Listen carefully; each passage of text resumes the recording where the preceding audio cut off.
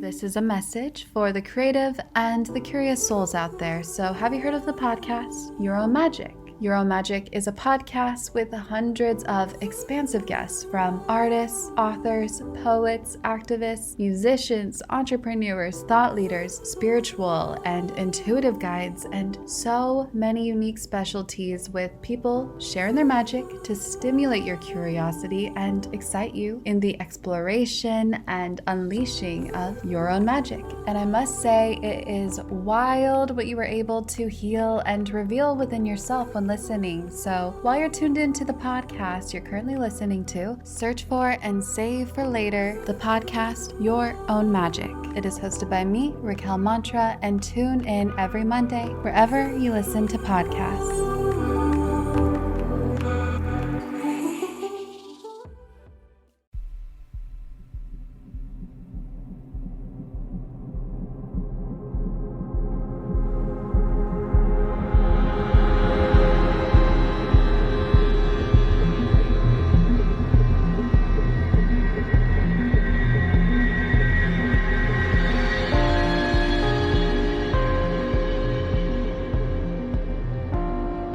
Hello and welcome to mini episode 203 of Real Life Ghost Stories, and I have two spooky stories for you today, and the last story comes from September the 9th, 2022, and story number 1 comes from Cece. Oftentimes when we think of a ghost story, we think things like profound experiences, life-changing spectres, haunted people even.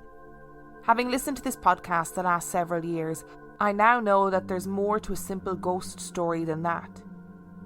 My family and I moved into our current family home in a small town in southeastern Wisconsin in 2000.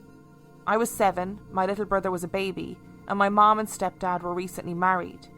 It was an exciting time meeting new neighbours, starting a new school, and living in our own home with our new little family.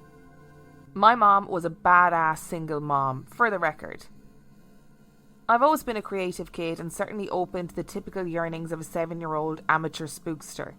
Human version of Casper, as my boyfriend in my dreams, imaginary friend named Lydia, Edward Scissorhands as a family Halloween movie fave, pretending I was Matilda, you get the gist. I can't say for certain whether I felt the presence in the home as a young kid like I do now, but I did know for certain that I was never fully alone there. Shortly after we moved in, my parents went out and left us with a new babysitter.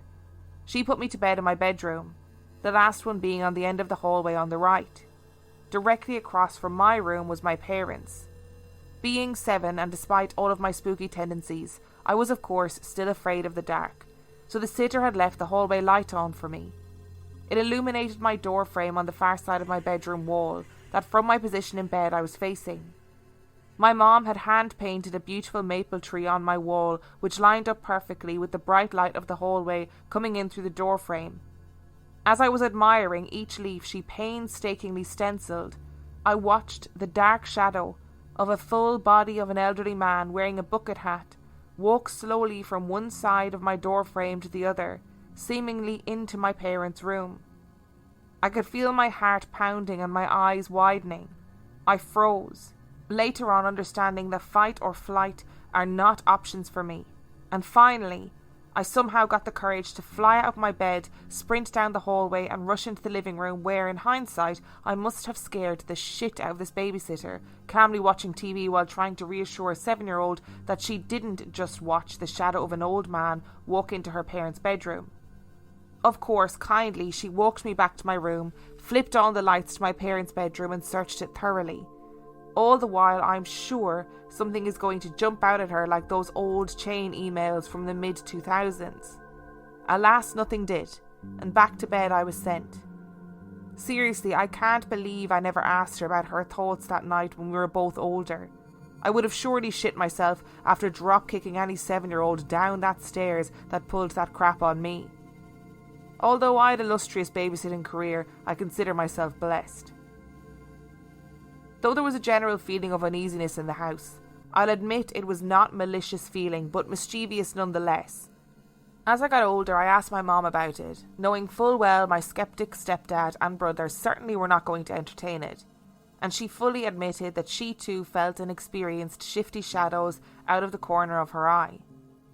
I was once home alone, likely watching Zach Bagans shout profanities at ghosts, when I placed both my feet down on the ground to walk to the bathroom, fully expecting my ankles to be grabbed. They were not. But as I was washing my hands in the bathroom, my brother's room across from me, I turned to leave and watched a bright turquoise orb about the size of a golf ball fly from one side of his room to the other into his closet, towards my wall. Oh, hell no. I did the you saw nothing glance back at the mirror at myself, flipped the bathroom light off, and ran to the couch, curling up in a ball and waiting there with Zach as my company until my parents came home. I was in my teens by this time, and the feeling of someone always being behind you, near you, or close to you was constant. The last experience could be blamed on gravity, I suppose, but it was still bizarre. It was the height of MySpace 2007, and I was likely updating my background song to My Chemical Romance or Fall Out Boy on the computer in my mom's basement office. My back was to the room, and to the entrance of the creepy damp laundry room next to the stairs. I know, scary movie trope, am I right? There had been 3 or 4 boxes stacked high with heavy dishes and kitchen items for weeks next to the stairs, just about leaning in the doorway to the laundry room.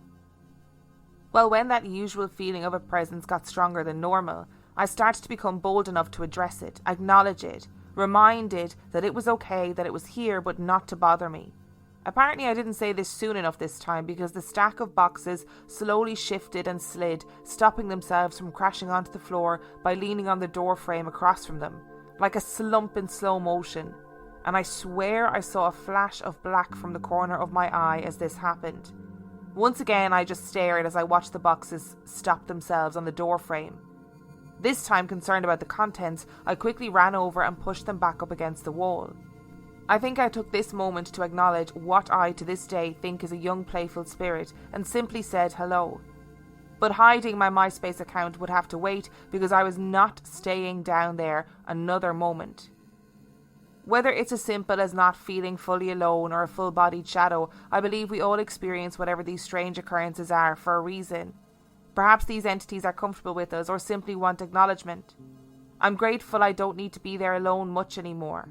But you bet your Ouija board I still walk up those stairs sideways with my back to the wall, looking straight down. I think, is that a universal thing where, like, I get those moments when I'm walking upstairs. So in my house growing up, there was no stairs. So my mum and dad's house is a bungalow, there's no stairs. And I've lived in houses with stairs, like, for most of my adult life. And I still get that feeling of, like, having to sprint up the stairs and sort of fling myself into bed because I'm convinced that somebody's going to grab my ankles on the way up, or there's somebody following me on the way up the stairs. Why do we do that to ourselves, even as adults? It's so silly. I have to say as well, going back to the beginning of your story where you sort of described yourself as being like, you know, a spooky little kid, and I fancied Casper and human version of Casper so much when I was a kid. I wanted him to be my boyfriend. But seeing the shadow of an old man sort of walking across your wall sounds absolutely terrifying. I bet you your babysitter was like, fuck this spooky little bitch. I bet you she nearly shit herself. I'd be like, let's not check the bedroom. Let's sit down here and panic until the parents come home. We'd be like the episode of The Simpsons where marriage is a gambling problem and they think there's boogeymen in the house. Like that is how I would behave. I'd be behind the TV, or behind the sofa rather, with a shotgun. That's what would happen. And I do wonder, like, if you're a spooky kid, if you're a spooky teenager, if you're a spooky adult, do these entities know? And do they know, listen, if I show myself to this person, they're more likely to believe me and validate my own existence? I don't know. Also, I did look up the colour meaning of orbs for this. They didn't specifically say turquoise, but I'm going to go for blue. Blue is a very calming colour, and it is a colour of psychic energy and the colour of truth. So the presence of blue orbs signifies the impression of calm energy, and some say blue orbs are the presence of spirit guides dwelling within the location, which actually would make sense for the context of this story.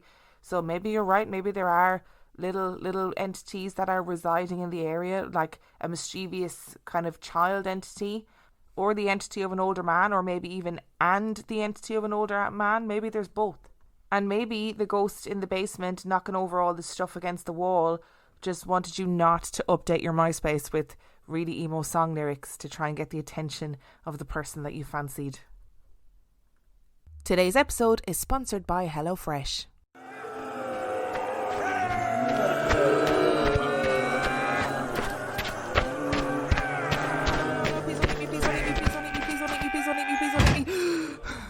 I cannot keep risking life and limb in this zombie apocalypse to go to the grocery store. If only there was an easier way. Wait, what's this conveniently placed leaflet? With HelloFresh you get farm fresh, pre-portioned ingredients and seasonal recipes delivered right to your doorstep. Skip trips to the grocery store and the impending zombie doom and count on HelloFresh to make home cooking easy, fun and affordable. That's why it's America's #1 meal kit. You know what'll really take your mind off the flesh-hungry horde? Fast and fresh recipes. HelloFresh's latest line of meals featuring robust flavours and filling portions are ready in less than 15 minutes. Enjoy taste and quality done quick with recipes like falafel power bowls, seared steak and potatoes with béarnaise sauce, or Southwest pork and bean burritos. And let's face it, in the zombie apocalypse, we gotta cook smart and we gotta cook fast.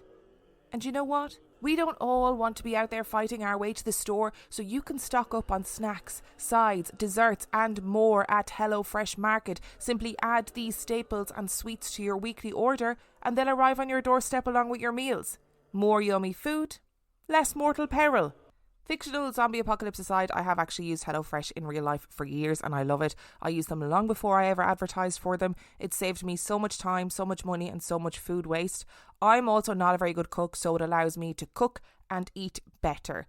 Go to hellofresh.com/reallifeghoststories22 and use the code reallifeghoststories22 for 22 free meals plus free shipping. That's hellofresh.com/reallifeghoststories22 and use code reallifeghoststories22 for 22 free meals plus free shipping.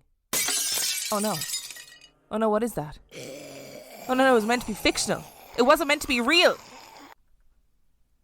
And story number 2 comes from Lauren. I'm a pet sitter. I love what I do and I sometimes joke that I'm a professional couch surfer. But in all actuality, I take a huge amount of pride in caring for someone's beloved pets and home while they're away. On this night in particular, I was caring for a dog who I've sat for a few times already. I was familiar with the neighbourhood, the home and of course the dog. The only difference this time around was the room in which I was sleeping. The reason for the change up was due to the heat. Being by the beach, it's common for many homes not to have central air conditioning. Windows open all the time is usually how it is. But we had an intense heat wave and mixed with the humidity, it was best to keep everything closed. The owner's room was the only room that had an air conditioning unit in it, so they suggested that I sleep there. The dog was also used to sleeping in there, so I didn't mind switching it up. Now, I would also like to mention that pet sitting for big dogs always brings me a sense of comfort. I feel an extra level of security knowing that I have a good-sized guard dog at my side. If anyone were to break in, I'd have high hopes that a big dog could scare someone off or would alert me, thus giving me time to get my wits about me in case I needed to defend myself. As I was getting ready for bed, I took a moment to observe the new room that I'd be sleeping in. I took extra notice of a rather odd and disturbing painting on one of the walls. It freaked me out, so I didn't look for long, but I did tell myself, that is creepy, and went on to think why on earth someone would hang that up in their room, especially when all of the other artwork on the walls was normal, like flowers and other nature. Eventually, after putting on a movie, I drifted to sleep, and the next thing I know, I was awoken to the sound of low growling. I opened my eyes but did not move. I was waiting, because maybe the dog was dreaming. Surely he'd be more intense if a stranger was approaching us. But again I heard the growl that tells me he was awake. I sat up, and in the darkness I see a short shadow figure at the end of the bed. It was dark in the room, but the figure was darker. I could not make out any features.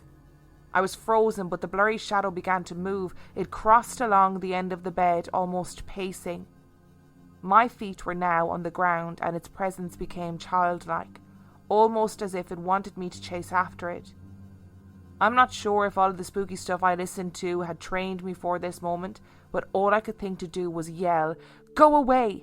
I'm surrounded by love and light. You have to get out of here. The figure continued to shift at the end of the bed. I repeated those kinds of sayings, but specifically telling it that I was surrounded by love and light. Finally, what I had made out to be a little boy, still in shadow form, ran along the bed opposite me and vanished into the wall. I ran out to the living room and opened a couple of doors to air out the spirit and continued to repeat these sayings. Get out. You have to leave now. When I suddenly realised one of the doors I opened was not where it should be. In that instance, I woke from this dream. As a listener, I know there's been talk in the past about connecting the paranormal and dreaming. One point that's been brought up is how for most, dreams never take place in the room they're actually in. For me, this is true. So for this dream to take place exactly where I was sleeping, for nothing to be out of place until the end, it really freaked me out. I looked at the time and it was around 1:30 a.m. and dead silent. The dog was still sleeping soundly and the air conditioning had turned off. My brain would not let me look around more than that. I turned on a YouTube video on my phone and stayed up until 3 a.m. when I was finally tired enough to stop fighting the sleep. I was so terrified that I would fall back into that same dream and see that little boy again. Fighting those intrusive thoughts worked, and luckily I dreamt of something entirely different and slept soundly until morning. I don't know if what I dreamt of was just a nightmare my brain decided to give me, or maybe a toying presence came from the painting. I'm writing this as if it happened a long time ago, but it was just last night. I've 8 more sleeps here. I guess I'm hoping this was just a one-time thing, and of course it's always best to jot down dreams as soon as you can, but as I go back to bed tonight, I know I'll have to fight the thought of seeing that little shadow boy pacing at the end of the bed, and I don't think I'll be taking a glance at that painting anymore. Oh, Lauren. I just sounded like Nessa from Gavin and Stacey there. Lauren, I want to know what that painting was. What was on the painting? If you've watched my Loch Ness vlog, the vlog I did where I went and stayed in Loch Ness and went hunting for the Loch Ness Monster, I did stay in a monastery, and in the monastery there was this painting of all these monks, and honestly it was the most terrifying thing I've ever seen. I actually had to cover it up during the night because I was too afraid to sleep in the room with the painting of the monks. That was not for dramatic effect. It honestly scared the bejesus out of me. So I'm dying to know what this painting was. And after I had said on the podcast that like people, that I never have dreams like in the room that I'm staying in or anything like that, I can tell you that I've had countless messages and emails from people who say that they dream about the room they're staying in all the time. So I think I was pretty wrong on that one. And I just want to take this moment to give a shout out to all of our pet sitters out there. I think it's a very big job. I, in particular, when I had Bimmy, was a very anxious cat mother, and I had a lovely, lovely pet sitter who used to come around and look after little Bimmy. And honestly, I think you have to have the patience of a saint to be a pet sitter when dealing with pet owners. That is for sure. And Lauren, I'm dying to know how the rest of your stay went. Did you see the little boy again in your dreams? Did anything untoward happen in the house? Tell us what the scary painting was. I'm dying to know. Thank you so much to CC and Lauren for sending in your stories. Thank you so much to you for listening. And if you have a story that you would like to send in, you can email it to reallifeghoststoriespodcast@gmail.com. You can also check out the website reallifeghoststoriespodcast.com. And if you are desperate for extra content, you can sign up to patreon.com/reallifeghoststories, where for $5 a month or $2 a month, you get access to heaps of extra content, as well as every single main and mini episode completely ad-free. And on that note, I shall see you next time.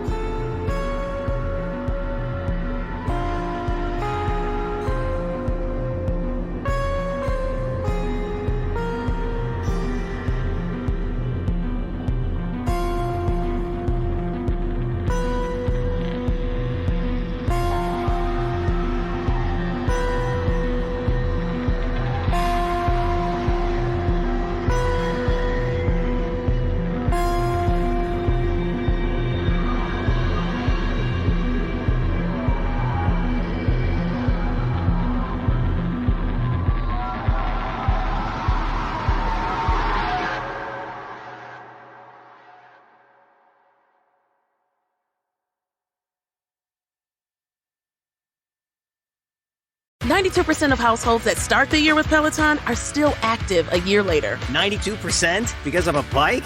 Not just bikes. We also make treadmills and rowers. Oh, let me guess, for elite athletes only, right? Nope. It doesn't matter if you're an avid exerciser or new to working out. Peloton can help you achieve your fitness goals. 92% stick with it. So can you. Try Peloton bikes, tread or row risk-free with a 30-day home trial. New members only. Not available in remote locations. See additional terms at onepeloton.com/home-trial.